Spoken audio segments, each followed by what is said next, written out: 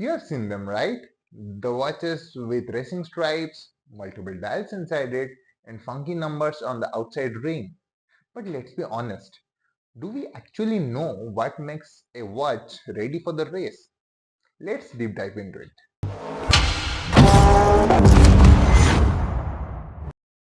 Hey, I'm Animesh and welcome back to my channel Speed Time Distance.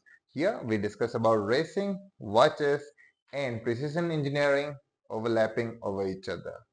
So today we are deep diving on a watch that has fuel in its DNA, the racing watch. And trust me, this watch is more than just a design trend. Back in the day, and I'm talking about 50s, 60s or 70s, F1 teams didn't have iPads or GPS live tracking. They had paper, stopwatch and a keen eye on the car. That's when brands like TAG Heuer, Omega and Rolex started making wristwatches that would actually be used on the track. And these watches were started to be used on by the pit crews, by the drivers and all of the F1 teams to actually record time. Alright, so what actually makes a watch ready for the race? Let's break it down. First, the chronograph, a built-in stopwatch. Push a button, record a lap, stop it, reset it. Super useful and super satisfying. Next, the tachymeter. You have seen it, those funky numbers around the bezel. So that's actually used to calculate the speed by speed time distance rule. But today, realistically, no one actually uses it or knows how to use it. That actually looks cool nowadays. But at some point of the time, it was a really useful tool.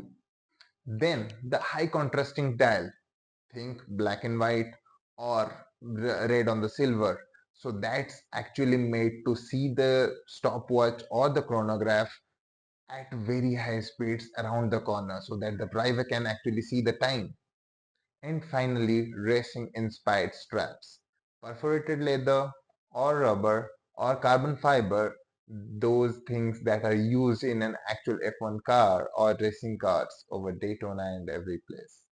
Let's look at some legends. TAG Heuer Monaco. Square case, bold colors, made famous by Steve McQueen himself. Iconic, you know. Then Omega Speedmaster. Not just for moon, it was actually made for racing. Then obviously, all we know, Rolex Daytona. Daytona was actually made for the Daytona race. Very tough, very elegant. But now everyone looks it as just an investment or a gold to collect. Now are people using these watches to time the races anymore? Not really. But that's not the point anymore. A racing watch is like wearing a piece of adrenaline. It's about the heritage, it's about the speed, it's about the feeling that you feel when you hear. And it's lights out and away we go! You don't just wear it to tell the time, you wear it to tell a story. So next time you see a chronograph with a tacky bezel, now you know it's not just decoration. It's a piece of racing history on your wrist.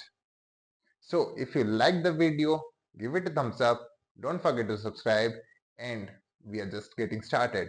More madness of F1 history, of watches and racing coming on your way. Till the next video, bye bye.